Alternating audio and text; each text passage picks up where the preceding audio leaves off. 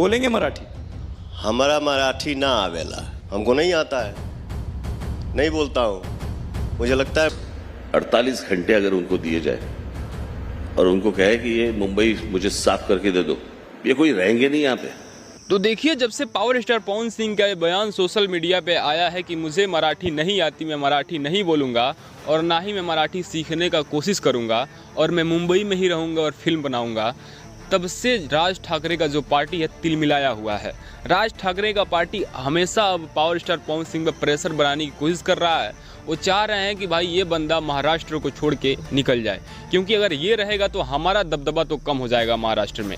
क्योंकि पवन सिंह का ये बयान सुन करके लाखों जो यूपी बिहार के लोग मुंबई में रहते हैं, उनके अंदर भी कहीं ना कहीं हिम्मत आया है, हौसला आया है मराठियों से लड़ने के लिए।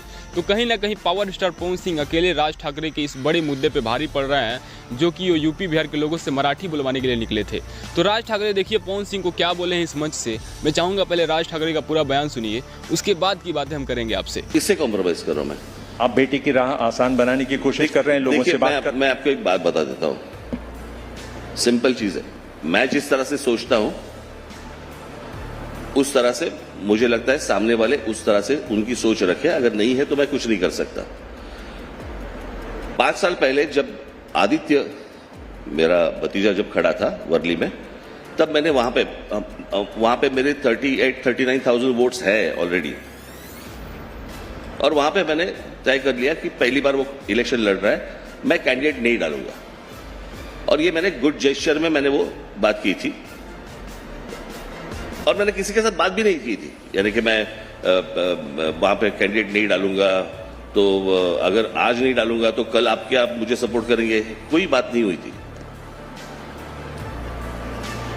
अभी आप एकनाथ शिंदे हो, देवेंद्र जी हो या और कोई हो, जिनके साथ मेरे संबंध बहुत सालों से है, बराबर।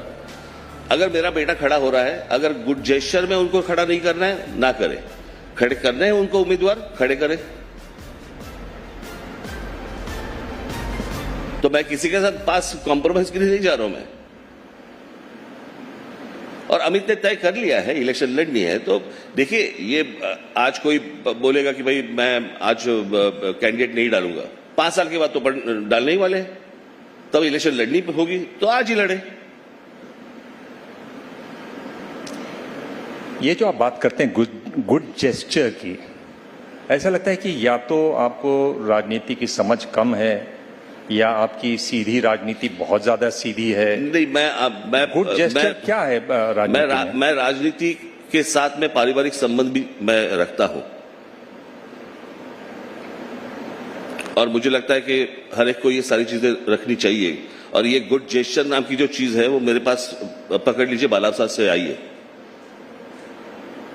जैसे एक बार शरद पवार साहब की बेटी जब पहली बार जब लोकसभा इलेक्शन लड़ रही थी, लोकसभा या राज्यसभा, आई थिंक राज्यसभा, तब बाला साहब ने उनको वोट दिए थे कि पहली बार इलेक्शन लड़ रही है, ये एमपी बन के अंदर जानी चाहिए। उसके बदले में बाला साहब ने पवार साहब से कुछ मांगा नहीं था। पकड़ लीजिए, जब कांग्रेस की सरकार थी, जब प्रतिभा पाटिल पहली बार जब राष्ट्रपति बन रहे थे, तब बाला साहब ने सपोर्ट किया था, वो कांग्रेस की थी उम्मीदवार।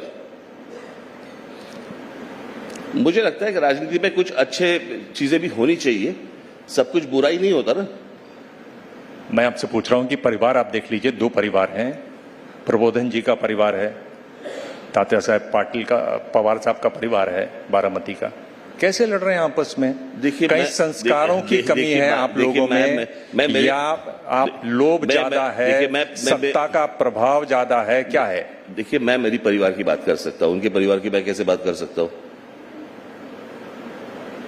हर एक का एक परिवार होता है, हर एक की एक सोच होती है, उनकी सोच उनके पास, हमारी सोच हमारे पास।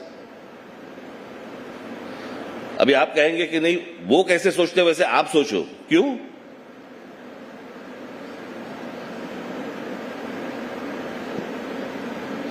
यानी आप समझ लीजिए ना, जब मैं शिवसेना से जब मैं बाहर निकला, बाहर निकलने के बाद मेरा क्या स्टेटमेंट था, अगर आपको याद होगा कि नहीं मुझे पता नहीं, लेकिन मैंने कहा था कि मेरे ऊपर बाला साहब कोई भी एलिगेशन कर ले, कुछ भी बात कर ले, मेरी तरफ से उनके ऊपर कुछ नहीं होगा, मैं एक बात कुछ नहीं करूंगा, वो कुछ भी कह ले, उनको हक है। अभी यहीं पे बात हुई जब एनसीपी से अजित पवार बाहर निकले, शरद पवार साहब के बारे में उन्होंने क्या क्या नहीं कहा।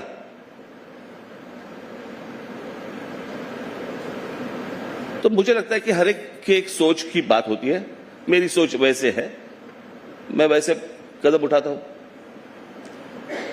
और बात यह है ना कि राजनीति आपको समझ में आती है या नहीं आती है।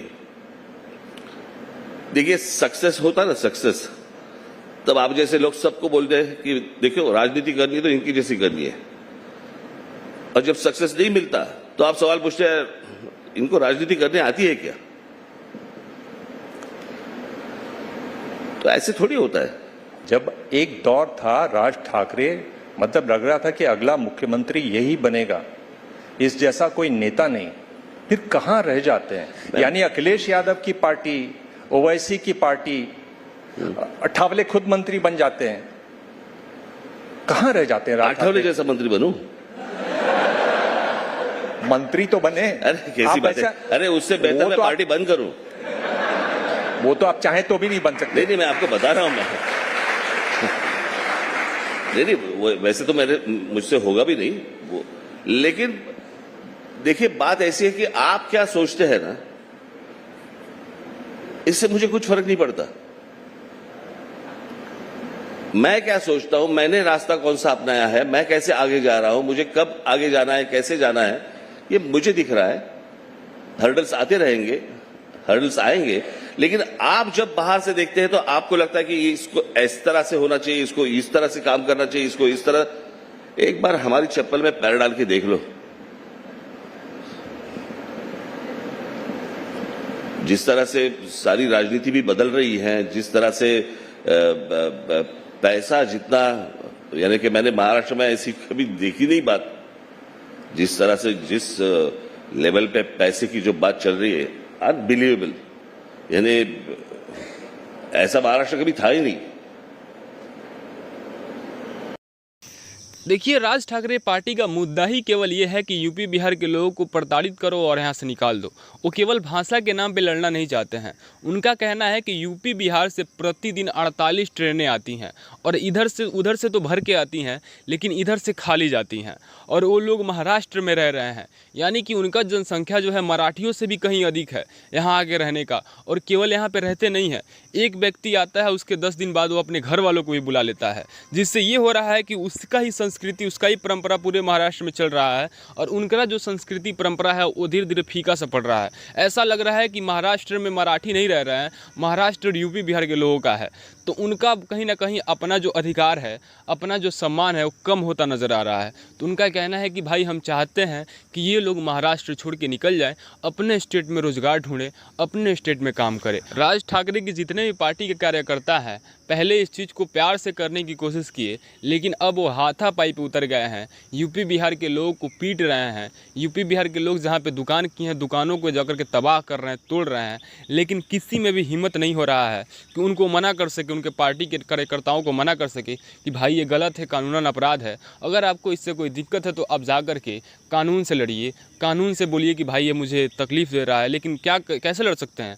अगर कोई स्टेट से आकर के दूसरे स्टेट में शांतिपूर्ण ढंग से अगर कोई बिजनेस कर रहा है तो उसे हटाने के लिए आप कानून से क्या बोलेंगे? क्योंकि कानून तो हमें अधिकार देता है अपने देश में कहीं भी जाकर के कुछ भी हम कर सकते हैं, कोई भी बिजनेस कर सकते हैं। लेकिन आप उसे ज़बरदस्ती यहाँ से उजाड़ना चाहते हैं तो ये आपका पर्सनल मैटर है, तो इससे कानून भी आपका हेल्प नहीं करेगा। इसीलिए शायद ये लोग ज़बरदस्ती वहाँ से उजाड़ना चाहते हैं। तो इसमें पावर स्टार पवन सिंह, दिनेश लाल यादव, निरहुआ, खेसारी लाल यादव सभी लोग टारगेट किए गए हैं कि भाई अगर इस बड़े सुपरस्टार यहाँ से भगा दिए जाएंगे तो हो सकता है ये लोग भी चले जाएं, ये सोच करके कि जब इतने बड़े सुपरस्टार यहाँ पे टिक नहीं पाए तो हम लोग तो गरीब मजदूर आदमी, हम लोग कैसे टिक पाएंगे। वैसे आपका क्या राय है इन सब चीज़ों पे? अपना राय आप कमेंट सेक्शन में बताइएगा, और ऐसे ही बेहतरीन इन्फॉर्मेशन को पाने के लिए चैनल को सब्सक्राइब जरूर कीजिएगा। मिलते हैं नए इन्फॉर्मेशन के साथ, तब तक जय Hind, tata, bye bye, take care.